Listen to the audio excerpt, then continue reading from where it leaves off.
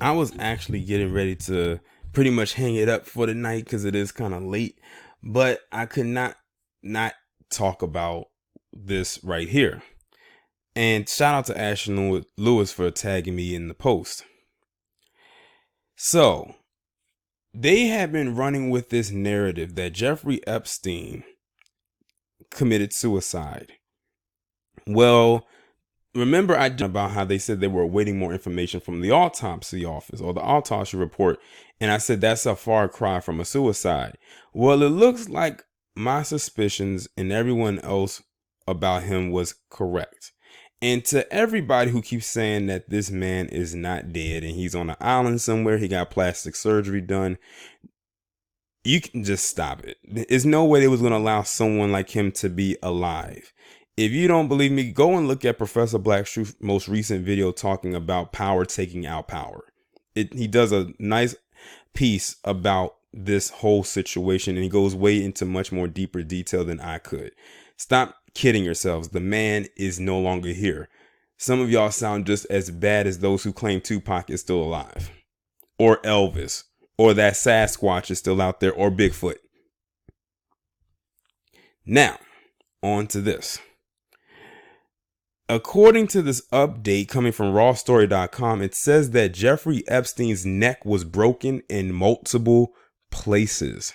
That does not sound like someone who committed suicide, because do you know how hard it is that it would have to be for you to break your own neck to kill yourself?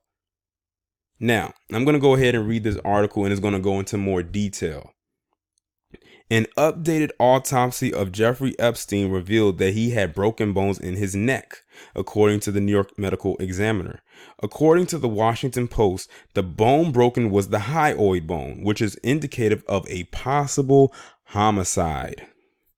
Among the bones broken in Epstein's neck was the hyoid bone, which in men is near the Adam's apple. Such breaks can occur in those who hang themselves, particularly if they are older, according to forensic experts in studies on the subject. But they are more common in victims of homicide by strangulations, the experts said. Now, how much you want to bet they're going to try to run with the narrative that he hung himself and not so much on the strangulation?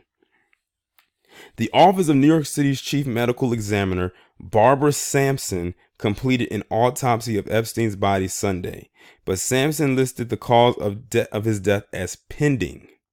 There are multiple conspiracy theories on both sides of the political aisle about Epstein being murdered. The highly connected child molester was said to have found victims for his high-powered friends to have sex with. Then they were with him. And that's pretty much all they have as of right now. This story was actually posted up on August 14th, literally minutes before the next day, because it is currently right now August 15th at 12:38 a.m.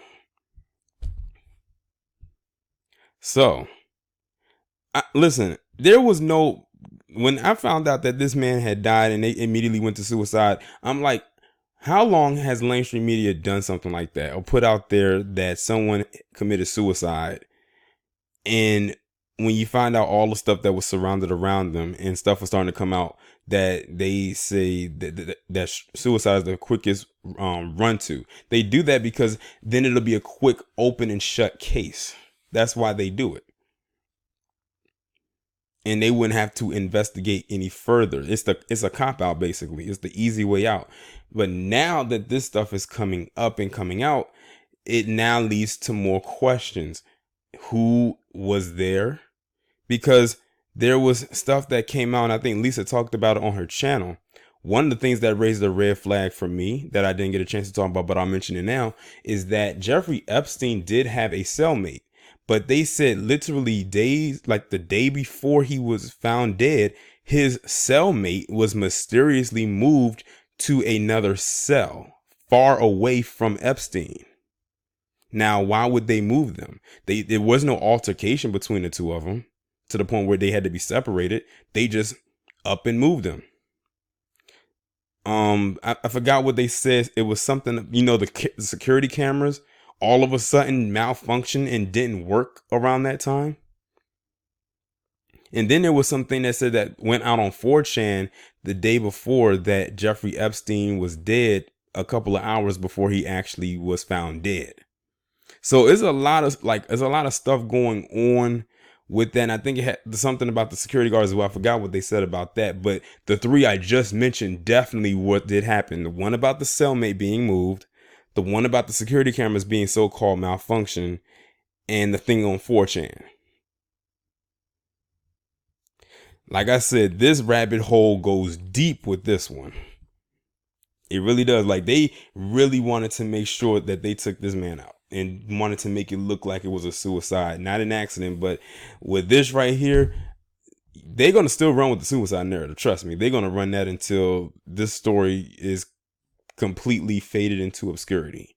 But I'm telling you, this was no suicide. I'm telling you, somebody definitely had this man taken out, and they wanted to make sure that it was quiet, so to speak, and that nobody was around, quote unquote. And if they were in on it, most likely.